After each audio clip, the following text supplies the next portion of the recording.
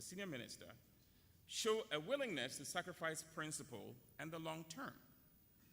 In the absence of principle, we give foreigners good reason not only to think that we can be bought, but that we're willing to mortgage our future for a pittance and to undermine our system of justice to do so. The Chinese ambassador is correct in asserting that, quote, I believe some local people provided some protection and support to the Chinese people. Tim Hua argues that the Chinese will not be successful in Galamsey without the support of Ghanaians. The tendency towards uncritical followership reflected in the above defense of the senior minister also appeals to the lowest common denominator of performance to justify indefensible actions that undermine the integrity of our institutions. If citizens were content with the status quo ante, they should have stuck with the previous administration. They chose a new dispensation because of the promise of a different kind of governance, a better government, not same old way of doing things. As critical citizens requiring better, we should not give an implicit license to our leaders to repeat the failings of previous leaders, only to excuse them with comments such as, they also did it, or they were worse. We deserve better. Unfortunately, we've witnessed extreme manifestations of uncritical followership that results in physical violence and death. The phenomenon of marauding foot soldiers and political vigilantes willing to intimidate, harm, and destroy property is an indictment of the quality of political literacy in the country. It shows a failure to recognize that the best way to encounter an argument is to provide a more convincing counter-argument. And the best ways to address injustice is to seek recourse to the proper venue, not to resort to brute force as the mechanism of choice. The practice of unenlightened vigilantism sows the seeds for a cycle of political violence that erodes confidence in our democracy, maim or deprive families of loved ones. These victims generally do not come from the homes of the political masters on whose behalf or at whose behest these acts are ostensibly committed. Citizens should take the following candid advice from the former Minister for Zongo and Inner City Development, Abubakar Sadiq Boniface, who said that when the foot soldiers of opposing political parties clash, the figureheads of these opposing parties make merry in the background. When you see us arguing, we're not fighting. When we finish, we go to drink tea and eat meat. We will never starve in my house, he says. My party, the NPP, may have been in opposition, but I was not. When the NDC was in power, I always got what I wanted from my brother Kamar. And today, when he needs anything, I'll give it to him. So think about this. And indeed, I entreat you to think about that. These words reflect the truth. The candor is almost overwhelming. So you can choose to be a zombie of a follower or a critical and discerning one who is reflective, questioning, driven by an objective assessment of actions and performances of politicians based on the facts and a reasoned response in terms of your own conduct.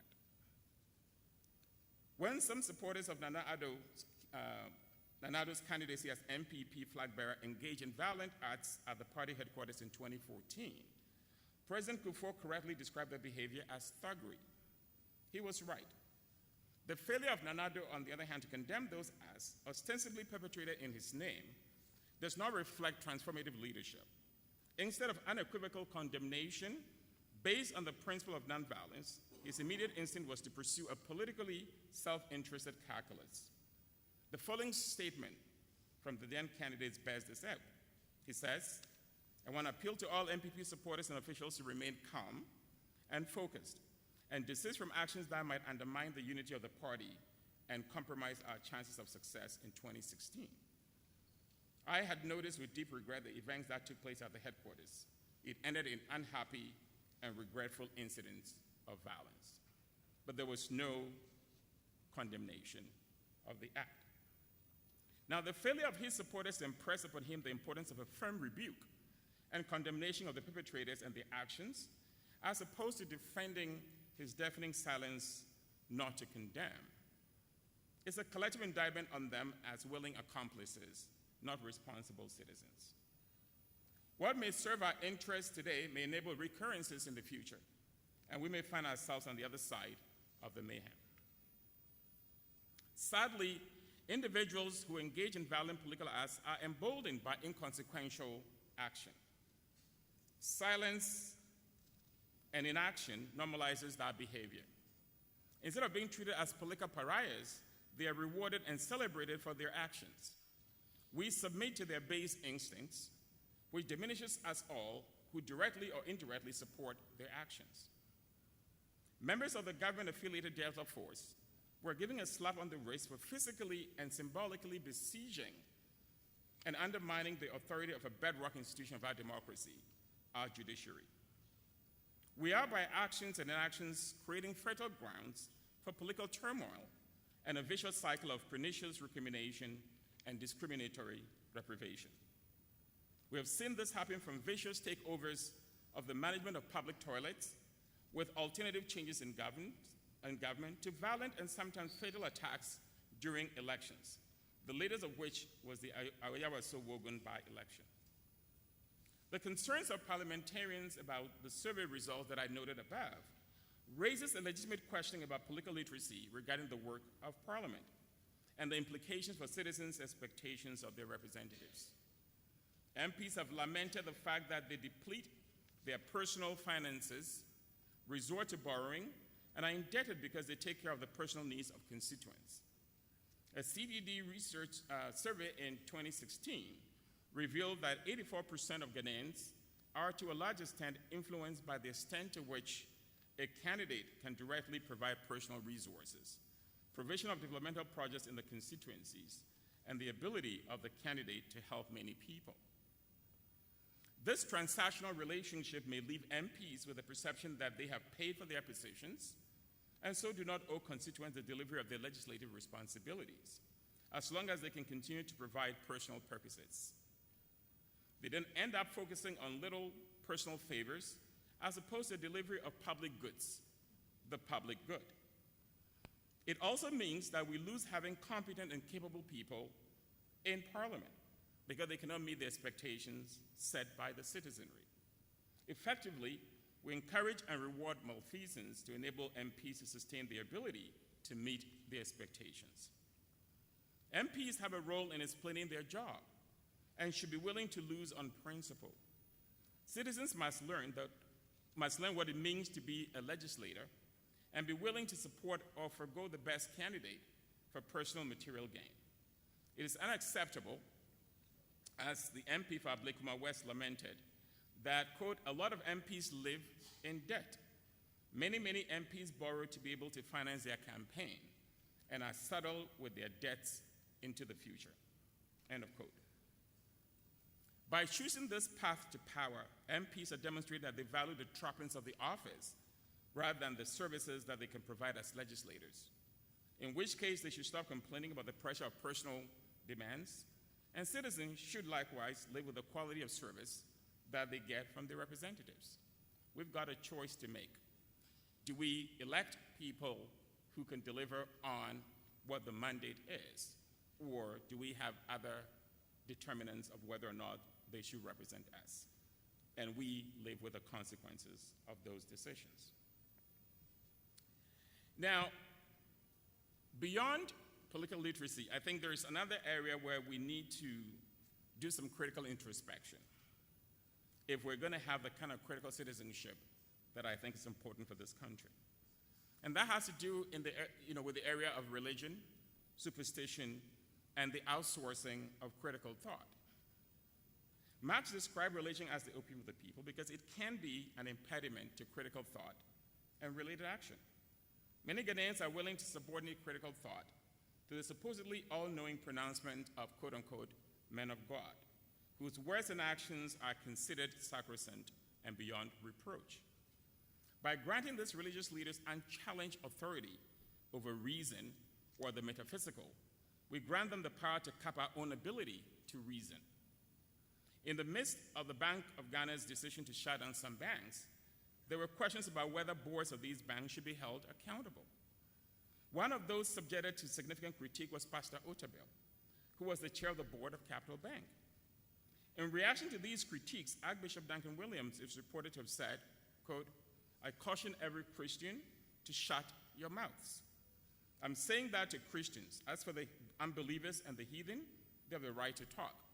But for us Christians, we're under God's constitution." End of quote. While it's appropriate for the Archbishop not to wade into the debate because he did not, quote unquote, know the details, it is presumptuous of him to entreat all Christians to shut up because of an undefined God's constitution that should constrain citizens from expressing their views on a matter of national concern when some of those views are informed and well argued, even if one disagrees with them. Even the person at the center of the controversy admits that, quote, "Some decisions that were made turned out well, while some not as well as had been anticipated," thereby admitting defects in his stewardship. Nevertheless, Pastor Otabil himself admonished his congregation to say God is good 3 times to anyone who would ask them about the role he played in the collapse of the bank. That is not modeling critical citizenship. In fact, as chair of the board, he has to understand his fiduciary responsibility to shareholders and accept that he's accountable for his stewardship. His motivation for accepting the role may be noble, but accountability is critical to responsible stewardship. Chairs and members of boards should not be construed as, chair and membership of boards should not be construed as sinecures or just expressions of magnanimity. They are awesome responsibilities to serve and to do so diligently. Another of the ways in which we have mortgaged our critical approach to citizenship is the inordinate penchant for subordinating reason to superstition. We seem content to accept the illogical primacy of the metaphysical instead of delving into the real causes of problems and hence to competently and efficiently address them. Such intellectual myopia allows us to excuse one another's incompetence or inability to deliver on our responsibilities and obligations. Without knowing whether or not Kwame Nkrumah brought Kanka Nyame to Ghana, it is disconcerting to see people subscribe to assertions such as the one by this pastor, who is the head general overseer of the House of Power Ministries, saying, quote, "The woes of the country can be attributed to the bringing in of a god called Kanka Nyame by Kwame Nkrumah so many years ago. Because of this, though Ghana can boast of lots of minerals like gold, timber, diamond, etc., the country will still struggle in terms of finances if leaders of the country do not do the needful in terms of biblical directives," end of quote. What are these biblical directives? Where and how have they been tested? With what evidence to support the facts of a desired outcome? The fact that someone who propagates this bizarre claim has an audience of loyal followers, but also that his views are shared by many other compatriots, is an indictment on us as citizens more than it's a reflection of an ignoramus or charlatan. Indeed, citizens have given pastors, prophets, and others with cognate titles the license to operate with no accountability for their claims, assertions, or deeds. We do not challenge faith leaders who claim post facto to have foreseen certain occurrences. We don't challenge them to explain why they did not see those that directly impacted them. The failure to provide robust answers should take away any credibility that they may have. Why, for example, T.B. Joshua, who seems to know everything before it happens, did not foresee the collapse of his synagogue and prevent its destruction and the loss of lives. Our gullibility emboldens these individuals to venture into the more bizarre or the outrageous to feed our desire for ethereal explanations because we seem averse to or too lazy confronting evidence-based explanations for things that impact our lives, thereby allowing us to absolve ourselves from responsibility or excuse our taking appropriate action. Uncritical consumption of tales of the supernatural as the cause of various occurrences is a bane of our society. Even those who should know scientific explanation for those occurrences succumb to the spurious and unsubstantiated explanatory power of forces beyond the physical. These beliefs stifle honest critique and accountability by inducing fear and giving a pass to those who should be held answerable for their stewardship. This was the case with the disaster at Kintampo Waterfalls that took the lives of 20 people, including many students, which was to a large extent due to an almost non-existent culture of maintenance and due diligence. In the same vein, we attribute recurring accidents in notorious locations such as the Techiman-Kintampo Highway to witches, instead of looking at road design, driver culpability, and vehicles that are not roadworthy, but ply our roads because some of our compatriots privilege personal pecuniary gain over public safety and the value of life. Apparently, with the increasing commercialization of motorcycles as a means of transport, that is Okada, the number of deaths from motorcycles are also on the increase. The first 2 months of 2019 had seen 411 fatalities from motorcycles.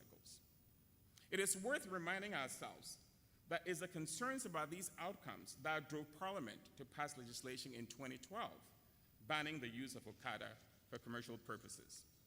However, as is usually the case, political expediency and immediate gratification trumped reason. And so these folks were back on the road. When the Black Stars surprisingly lost to Zimbabwe in the 2006 African Cup of Nations tournament, Ghanaians blamed the fact that the team wore black jerseys, which is superstitiously associated with gloom and doom, instead of addressing the real reasons. Consequently, officials decided never to use black jerseys again. What a thoughtful analysis of and solution to the problem. It is equally embarrassing to recall that in 2004, the management and staff of Ghana Airways held a 3-hour prayer session where they sought celestial intervention in the desperate affairs of one of Africa's first national careers. They sang, prayed, and cited the scriptures under the direction of a Ghanaian evangelist who flew in from London. Ghana Airways at the time owed more than 160 million to a variety of creditors. Needless to say, those interventions did not work. Rigid religiosity and intolerance are very much on display when it comes to questions of gender and sexual identity. Rarely do we accommodate alternative viewpoints that critique heteronormativity, homophobia, and the kinds of restorative interventions that they portend. Among the arguments put forward in support of homophobia are the following: it is unbiblical, it is un-Ghanaian, it is foreign, it undermines a fundamental human requirement to procreate. Even animals do not do it, so it is unnatural. Now let's subject these views to interrogation. Our sodomy laws are not originally ours. They were imposed by our colonial masters who have deemed it fit to now expunge them from their own codes. There's no evidence that prior to colonization we consider homosexuality as anathema. If procreation is what defines our rights, then should we endorse the maltreatment or stigmatization of people who are unable or choose not to conceive because they are defying the imperative obligation to procreate? Is it fair to deprive citizens of their full rights solely because they're genetically different? Let's reflect on the dangers of such a parochial and sanctimonious framework of citizenship that creates notions of citizenship purity that deny equal substantive rights to people who don't fit the frame. At some point in our history, our traditional names were considered heathen, to be replaced by Christian names, presumably in consonance with biblical teaching. People with albinism were treated at best as second-rate or worse. Should we continue to subscribe to these proscriptions and prescriptions? The same Bible that has been abused to support the subjugation of people in colonial and contemporary context is now put forward as the basis for discriminatory practices. Does the not unusual sight of dogs of the same gender humping each other to what extent does that sustain the argument about the unnaturalness of same-sex relationships? Because we claim that even animals don't engage each other that way. Why do we reduce the essence of love, and hence homosexual love, to coitus and not anything more? By taking a stand that is rooted in commitments to a civic culture of reactionary exclusion, we are embracing values that are antithetical to the very essence of liberal democracy and human rights that we all claim to cherish and which our Constitution avows. We should cultivate a public sphere that is conducive to sober, fair, and dialogic engagement with the issues that homosexuality raises, including critical interrogation and assessment of claims by various moral entrepreneurs vis-a-vis this orientation. This approach, based on a critical ontological framework, will facilitate an informed understanding of why intimacy between consenting adults does not deserve to be reviled, demonized, criminalized, and subjected to violent repression just because their choices do not fit the dominant heteronormative frame. We should remember that it is the same reactionary exclusion that permits maltreatment and stigmatization of people who are unable or choose not to conceive, presumably because they are not fulfilling their responsibility to procreate. A lot of women have been the subject of derision and maltreatment because through no fault of their own are unable to conceive. Should we allow moral entrepreneurs to determine our worthiness or otherwise of citizenship because of how we choose to be intimate? Just think about that. Maybe we should review the reasons why other African countries such as Angola, Mozambique, Seychelles, and Botswana just a couple of days ago have decided to decriminalize same-sex relationships. We should also find out why the calamities that have been predicted by moral entrepreneurs have not befallen countries that have done away with laws that prohibit same-sex relations. Whereas we, who are supposedly and ironically the protectors of a vestige of colonial rule, are not oozing with milk and honey. It may be more productive for us to focus our energies on addressing heterosexual pedophilia, which is quite sadly rampant amongst people and towards non-consenting, vulnerable minors. Now, many elderly women have suffered abuse, both physical and mental, because manifestations of dementia and Alzheimer's disease are misconstrued as evidence of witchcraft. We attribute success to witchcraft or the occult, thereby stigmatizing success, particularly when females are the subject of that. Masculinization of ability and success is endemic in our body politic, largely endorsed by the twisted logic of a gendered religious submissiveness, such that capable, assertive women are almost pathologized and demonized. A deputy speaker of parliament was proud enough to claim vindication when the former chairperson of the Electoral Commission was removed, contending that he had advised her not to take the job because he did not think a woman could do it. What message does this send to our women and our young girls? That they should not unleash their potentials and or that they can only be excellent in a domestic sphere. We need to critically interrogate conspicuous cathartic display of religiosity that is usually bereft of substance.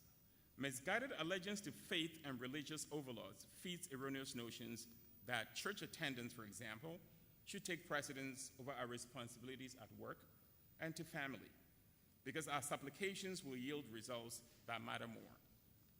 People shirk work and family to serve their faith masters, to the detriment of their loved ones and the public purse.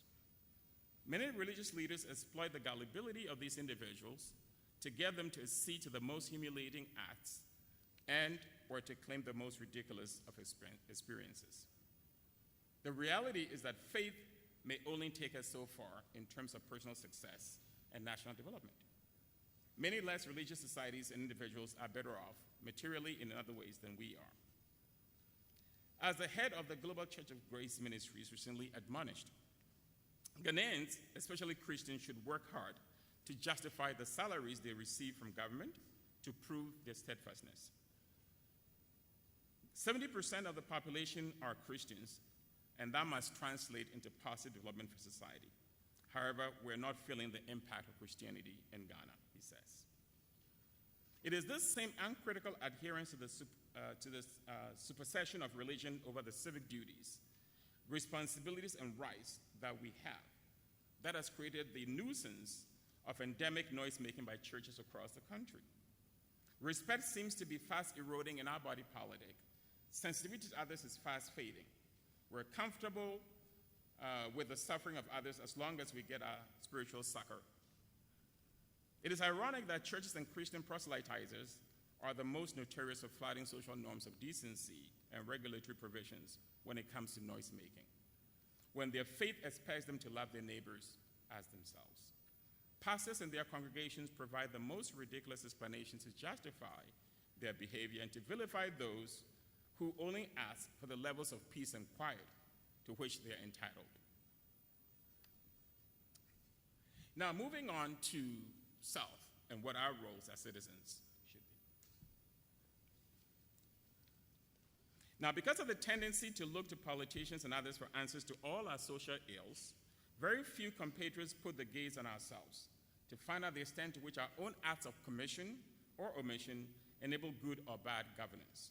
We tend to conveniently forget about the fact that rights of citizenship come with duties and responsibilities, among which are responsibilities to act in a manner that sustains and promotes the common good. That includes obeying our laws and exhibiting attitudes that are not inimical to the collective interest. A candid assessment of the behaviors and attitudes of many Ghanaians will show that a significant majority of the population demonstrates characteristics that are not good for the collective good. What would qualify as civic irresponsibility? These behaviors and attitudes manifest themselves in the routine activities of our daily lives, from what we do with garbage to what we do at the traffic light, how we approach work for which we're paid, and how we treat others. While structural constraints are partly to blame for some of these behaviors, there's no denying that many of these attitudes and behaviors are the outcome of human agency for which we as citizens are responsible. While it's easy to point to reified institutions as the cause of our problems, we should remind ourselves that these institutions are made up of citizens who make intentional choices, the outcomes of which we all have to live with. When the Auditor General indicts the board of Ghana's cylinder manufacturing company for the astronomical and illegal increases of 400% in their monthly fees and sitting allowances for the chair and members, he's referring to persons with a duty to the public purse. When the CEO decides to increase salaries without recourse to proper procedure, that is an individual that is taking an action that is not in the public interest. When we implicitly or explicitly acquiesce to these goings-on because of political loyalty or benefit, we deal ourselves a vicious cycle of impunity in the management of institutions and resources by those entrusted with the honorable privilege of public service. These detrimental acts are not the exclusive preserves of senior officials. While Ghanaians are full of self-righteous indignation and quick to condemn others, especially politicians for malfeasance, an honest assessment will reveal that many of us are deeply complicit in perpetrating acts that are debilitating to the integrity, effectiveness, and reputation of our state institutions. As the recent judicial scandal and the routine encounters with every level of our public service will show, the proclivity towards personal gain at the expense of the state cuts across the full spectrum of our citizenry. We require integrity and accountability of others, but not of ourselves. A state or nation is only as good as its constituent citizens. If we choose not to fully commit to our work, productivity suffers and our economy suffers. If we raise state coffers or divert resources that belong to the state into our private pockets, we should not expect the country to do well. If we don't resist or choose to offer bribes, we cannot blame the appetite for bribes by the takers. If we choose to dump garbage in our waterways, we don't have the moral authority to complain when the floods hit. If we choose to be reckless on the road and not obey regulations, we cannot blame witches or wizards for the carnage on our roads. If we avoid paying taxes, illegally tap into water and electricity supplies, or collude with utility service workers to do that, then we're part of the problem. Leadership is not the exclusive preserve of those who occupy political office. We can all exercise leadership and integrity in the context of our daily activities. If we all choose to do so, our country will be better off.